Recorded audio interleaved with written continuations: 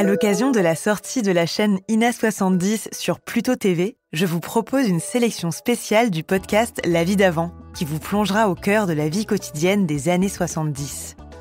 Si cette sélection spéciale vous plaît, n'hésitez pas à vous connecter sur Pluto TV pour découvrir ou redécouvrir les plus grandes émissions télé des années 70 en version originale. Salut, c'est Clara de l'INA. Cette semaine, dans La vie d'avant, je vous emmène à la rencontre de Bruno, 32 ans, tatoueur à Pigalle. On est en 1970 et le tatouage est une pratique encore marginale en France. Bruno est alors le seul tatoueur de Paris à avoir une boutique. Passer sa porte est déjà un exploit en soi. Depuis, le tatouage s'est largement démocratisé, à tel point qu'aujourd'hui, un Français sur 5 est tatoué. Alors, comment on devient tatoueur ? Quelle est votre formation au départ ? Bon, la formation standard, vous savez, des étiquettes, quand on vous parle de bachelier, les gens... Plus maintenant c'est plus assez, mais ça correspond à peu près à mon temps. Bref, je suis au niveau de la seconde, si vous voulez, première. Donc, on peut pas dire que j'avais une formation particulière, bien qu'en fait, mes parents me destinaient à devenir ingénieur aux ponts et chaussées. Enfin, ils voulaient. Famille bourgeoise ? Non, pas du tout. Des ouvriers que je remercie encore une fois au passage d'avoir tant travaillé pour m'élever. Bien. Parisien ? Mon père est d'origine italienne, français bien sûr, ma mère est parisienne, de Belleville. Et ma foi, ils ont travaillé dur pour m'élever et m'ont rendu heureux, c'est-à-dire qu'ils m'ont toujours mené dans le droit chemin. Et je vous dis, somme toute, il n'y a pas de problème de ce côté-là. C'est parce que vous n'avez pas pu être chirurgien que vous êtes devenu tatoueur ? Ça s'est passé comment ? Chirurgien, non, j'ai jamais eu envie d'être chirurgien. Au démarrage, je crois que tous les jeunes ont un problème, c'est-à-dire de ne pas savoir exactement sur quoi se diriger. Alors, j'ai tenté pas mal de choses, et comme je suis par nature un gars assez éclectique, j'aime à fouiner dans tous les domaines. Mais avec une curiosité saine, non pas malsaine. Lorsque je ne comprends pas quelque chose, je m'interdis d'abord de conclure et de juger en essayant d'abord de comprendre. Quelle lucidité. Bon, c'est de la logique. Alors bref, j'ai donc été à l'école pour les ponts et chaussées. J'en ai eu assez, la tête m'a tourné parce que à une époque de la crise pubertaire, on a forcément des poussées qui vous dévient. Je suis rentré, j'ai fait de la mécanique, j'ai travaillé dans le transport, puis je suis parti soldat, puis j'en suis revenu, et puis j'ai été marchand de légumes. Enfin bref, vous voyez, sans parler de toutes les petites choses que j'ai pu faire entre...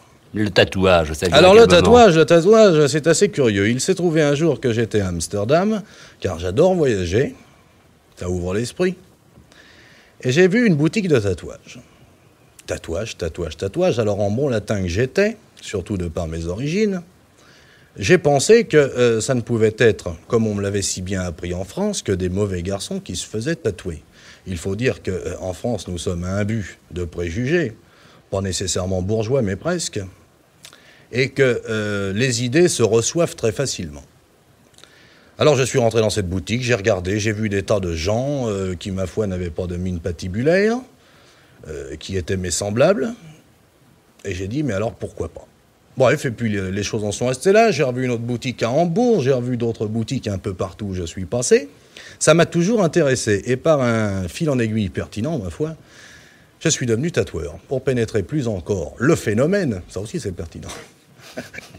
Et j'ai pensé que c'était la meilleure façon de comprendre. Mais on ne s'improvise pas tatoueur. On ne s'improvise ça pas s'apprend. Oui, mais en l'occurrence, il me fallut être autodidacte, car il n'y a pas d'académie enseignant ce métier. Tiens, une carence de l'école universelle, soyez au passage. Et donc, il m'a fallu, si vous voulez, tout faire par moi-même, y compris les machines, y compris les colorants, y compris les dessins. Bref, c'est un métier. Bon, ça se passe comment, un tatouage ? D'abord, il faut des instruments. Il faut des instruments, oui. Des instruments médicaux. Pas nécessairement, il faut des appareils appropriés. J'ai mis au point certains appareils qui me donnent d'excellents résultats. Prenons des exemples. Oui. Vous avez mon bras, je vous demande de me faire un tatouage. Oui. Ça se passe de quelle manière ? Alors, vous entrez, d'abord. Parce que le fait de franchir la porte de l'officine d'un tatoueur, c'est déjà quelque chose de très très important, surtout en France. En France, choisir et se déterminer au tatouage, c'est franchir un cap. Quel cap? Le cap de la critique, du qu'en dira-t-on. Et c'est en cela où le tatouage dans les pays latins est certainement le meilleur. Car, par exemple, aux États-Unis, en Angleterre, on va se faire tatouer absolument comme on va chez son épicier ou chez son coiffeur. Mais en France, c'est un engagement. C'est quelque chose de sincère qu'il faut quand même considérer. Bref, alors le monsieur rentre, il voit chez moi des planches de dessin accrochées au mur, et il se détermine dans son choix. Alors on y trouve des dragons, on y voit des bateaux, on y voit des animaux, féroces bien sûr, des roses, des anges. Pourquoi des animaux féroces, bien sûr? Bien, parce que le tatouage sert parfois à exulter, à se défouler. Or, on se défoule rarement avec des roses. Parfait. Bon. Il y a à l'heure actuelle des motos. Des motos, oui, ça se demande. Il y a de la demande. Il y a des emblèmes militaires. Il y a des comics pour les Américains. Il y a des motifs religieux. Et il y a bien sûr des aigles pour les paranoïaques.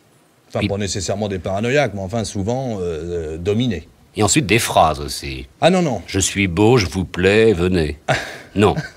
C'est pas vous qui vous ferez tatouer, ça j'espère. Non, pas du tout. Non, il n'y a pas de phrases. Les phrases ont disparu du folklore. Ont disparu du folklore tatouage. Je trouve qu'elles font vulgaire, et il est de mon rôle, justement, lorsque des gens me demandent des phrases, de les aiguiller vers un symbole beaucoup plus harmonieux. Voilà, c'est la fin de cet épisode de La vie d'avant, produit par Lina.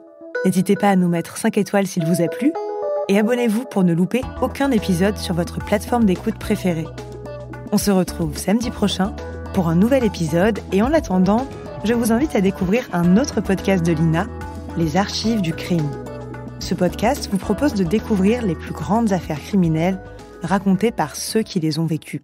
À très vite!